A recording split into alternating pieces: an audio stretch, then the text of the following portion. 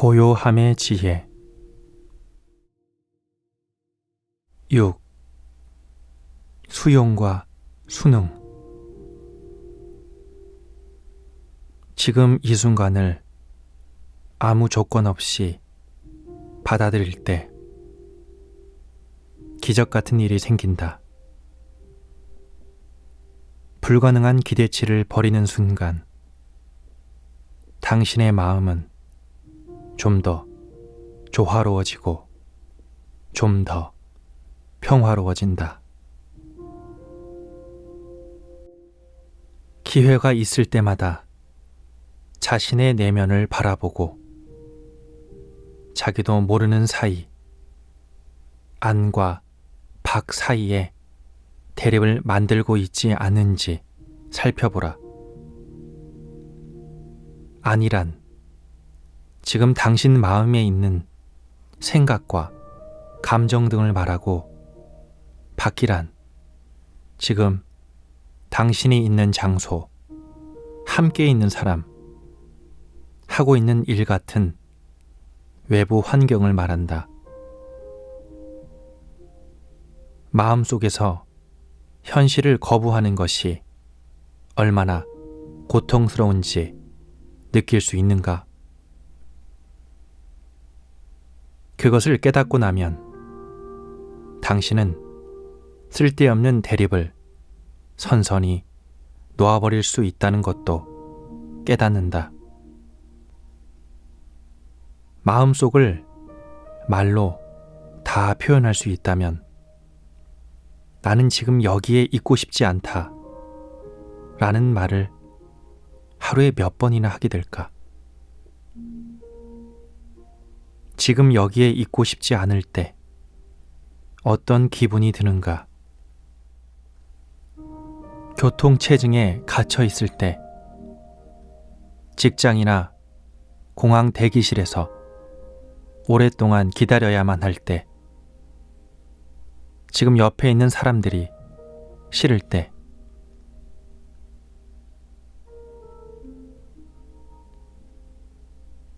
물론 살다 보면 그저 떠나는 것이 나은 경우도 있긴 하다. 때로는 그것만이 가장 합당한 선택인 경우도 있다.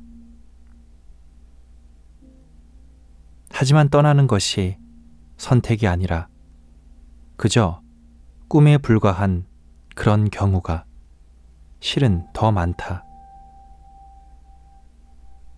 그런 경우 나는 지금 여기 있고 싶지 않다 라는 생각은 아무런 소용도 없고 아무런 도움도 되지 않는다. 오히려 나와 남을 다 불행하게 한다.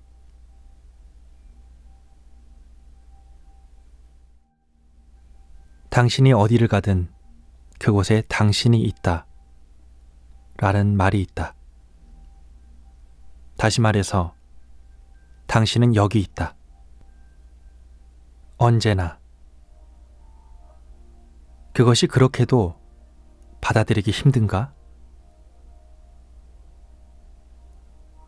당신의 모든 지각작용과 체험을 꼭 그렇게 마음속에서 이름표를 붙이고 분류를 해야만 하는가? 삶을 대함에 있어서 아주 좋아하거나 아주 싫어하는 대립적 반응을 반드시 해야 하는가? 그렇게 해서 당신에게 다가오는 사건이나 사람들과 끊임없이 갈등 관계를 이루어야만 하는가? 실은 그런 것들은 다만 마음의 습성일 뿐 버릴 수 있는 것이 아닐까? 그렇게 하려면 무언가를 해야 하는 것이 아니다. 다만 이 순간을 있는 그대로 존재할 수 있도록 내버려 두면 된다. 습관적이고 반발적인 아니오는 에고를 더욱 강하게 하는 반면 예는 그것을 약화시킨다. 형상에 정체성을 두는 에고는 당신이 지금 이 순간에 순응하는 순간 더 이상 살아남지 못한다. 당신은 말한다. 할 일이 산더미처럼 쌓였다. 그렇다. 하지만 당신이 하는 일의 질은 어떠한가? 일터로 차를 운전하고 고객과 대화하고 컴퓨터 작업하고 자질구레한 일을 처리하며 나날의 삶을 살기 위한 수많은 일들을 할 때 당신은 얼마나 전념하여 일을 하는가? 당신의 일은 순응한 것인가? 순응하지 못한 것인가? 그것이 바로 당신 삶의 성공 여부를 결정하는 요인이다. 노력을 얼마나 했느냐가 아니다. 노력이란 긴장과 스트레스를 수반하며 미래의 일정 지점에 도달할 필요성을 뜻하며 특정 결과를 이루어야 함을 의미한다. 당신의 마음속에 지금 하고 있는 일을 하고 싶지 않다 라는 심정이 조금이라도 있음을 감지할 수 있는가? 그것은 삶을 부정하는 일이므로 당연히 진정한 성공은 불가능하다. 마음속에 그런 심정이 있음을 감지했다면 즉시 그 마음을 버리고 지금 하는 일에 몰입할 수 있는가?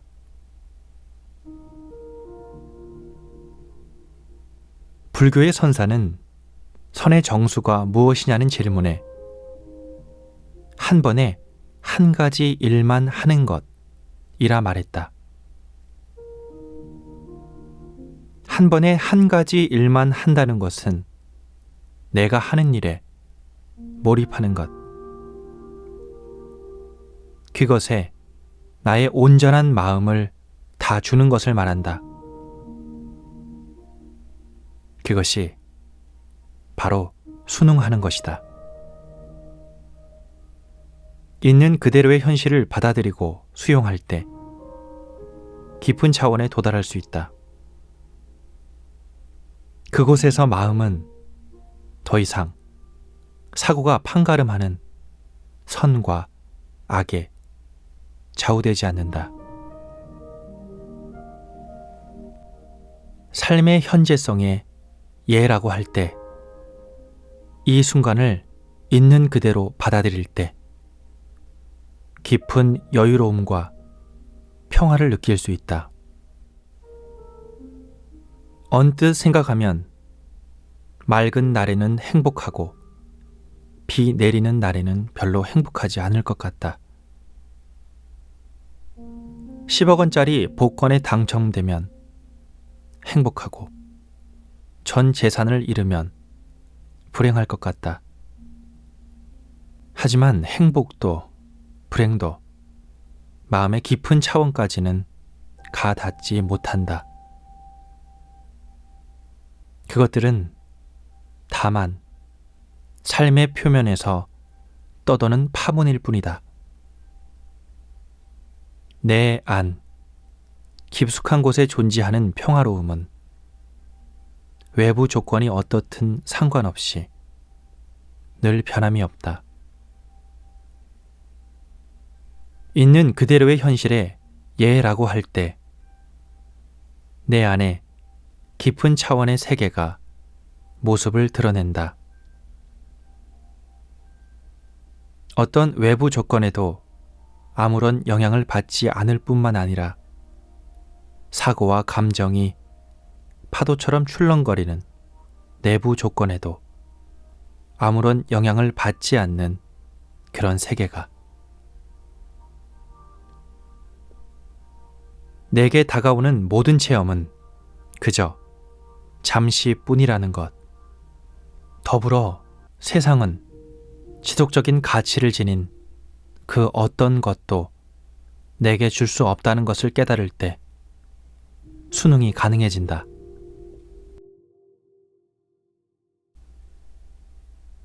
순응한 사람이 그렇지 못한 보통 사람과 다른 점은 이전처럼 사람들을 만나고 활동에 몰두한다 해도 더 이상 에고가 흔드는 대로 욕망과 두려움에 지배당하지 않는다는 것이다.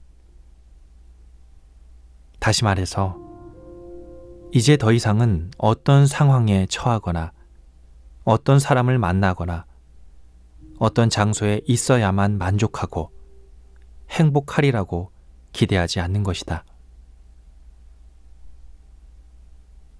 그런 것들이 불완전하고 무상한 것임을 인정하고 수용하는 것이다. 그러고 나면 기적 같은 일이 생긴다. 불가능한 기대치를 버리는 순간 갑자기 모든 상황과 사람, 모든 장소와 사건이 두루 다 마음에 드는 것이다. 더불어 당신의 마음은 좀 더 조화로워지고 좀 더 평화로워진다. 지금 이 순간을 아무런 조건 없이 받아들일 때 있는 그대로의 현실과 더 이상 싸우지 않을 때 당신의 마음속에는 생각을 해야만 한다는 강박관념이 줄어들고 그만큼 깨어있는 고요함이 드러난다. 당신의 의식은 100% 깨어있지만 지금 이 순간에 어떤 이름도 붙이려 하지 않는다. 이렇게 마음속의 저항을 다 내려놓을 때 생각하는 마음보다 무한히 더 크고 아무런 걸림도 없는 순수 의식이 열린다. 이 드넓은 지혜는 당신을 통해서 발현되어 당신의 안과 밖에서 당신을 돕는다. 마음속에 저항을 놓아버릴 때 주변 상황이 좋아지는 것은 바로 그런 이유 때문이다. 그렇다면 지금 당신에게 지금 이 순간을 즐기며 행복하라 라고 말하고 있는 것일까? 그렇지 않다. 그저 지금 이 순간에 그러함, 여여함을 그대로 두어라. 그것으로 충분하다. 여기서 순응이란 지금 이 순간에의 순응을 말한다. 당신의 이야기에 순응하라는 것이 아니다. 지금까지 당신은 이야기를 통해 지금 이 순간을 해석하고 그에 따라 삶을 살아왔다. 예를 들어 나에게 어떤 장애가 생겨 걸을 수 없게 되었다. 이 상황은 그저 상황일 뿐이다. 하지만 나의 마음은 나의 장애를 나름대로 해석하여 이런 이야기를 만들어낸다. 나는 결국 이런 꼴이 되고 말았어. 휠체어에 처박힌 신세라니. 너무나 잔인한 삶이야. 인생은 너무나 불공평해. 왜 나만 이런 비참한 꼴을 당해야 돼? 당신은 지금 이 순간을 있는 그대로 받아들이고 마음이 지어낸 이야기와 혼동하지 않을 수 있는가? 왜 하필 나야? 라고 되묻지 않을 때 순응은 온다.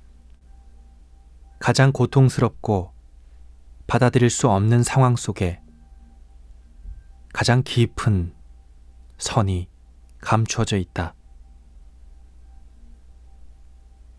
모든 재난 속에는 사랑의 씨앗이 들어있다.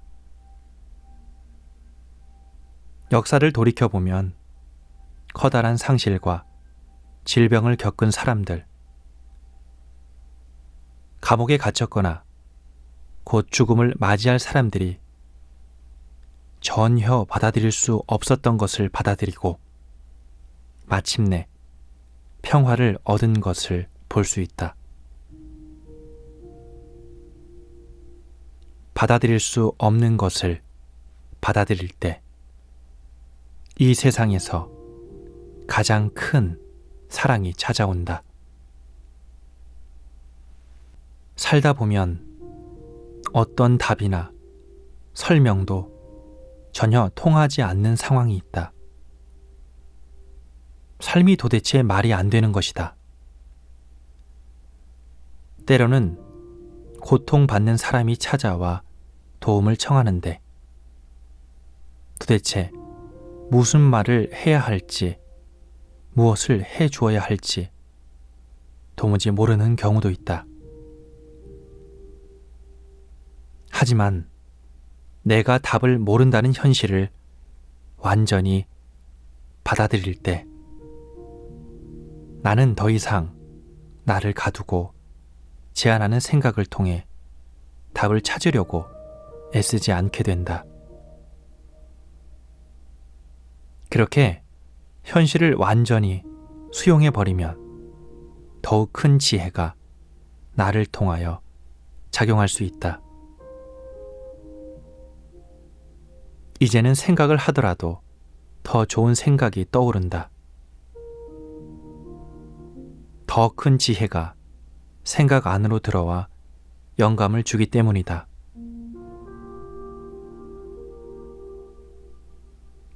수능은 이해하려고 애쓰는 마음을 버리고 모른다는 사실에 편안해지는 일이다. 혹시 당신의 주위에 자신과 남에게 고통을 주고 불행을 점염시키는 것을 즐거움 삼아 살아가는 사람이 있는가? 그렇다면 그를 용서하라. 그 사람도 인류가 깨달음으로 가는 대열의 동참자다. 그가 맡은 역할은 에고에 갇힌 의식을 과장해서 보여주는 것, 순응하지 않는 마음이 어떤 것인지를 보여주는 역할이다. 그의 행동은 개인적인 것이 아니다. 그의 본래 모습은 그렇지 않다. 수능이란 저항이 수용으로 바뀌는 것, 아니오가 예로 바뀌는 것이다. 당신이 수능할 때 이전의 대립과 비판을 일삼던 에고는 이제 대립과 비판을 부드럽게 감싸 안는 공간으로 변화한다. 이전의 생각이나 감정처럼 형상을 지닌 것이 나라고 생각했다면 이제는 형상을 여인 광대한 마음이 나라는 것을 아는 것이다. 무엇이든 저항 없이 온전히 수용할 때 평화는 찾아온다. 거기에는 내가 무엇인가를 받아들일 수 없다는 사실, 그래서 저항하고 있다는 사실을 수용하는 것까지도 포함된다. 삶을 내버려 두어라. 상관하지 말라.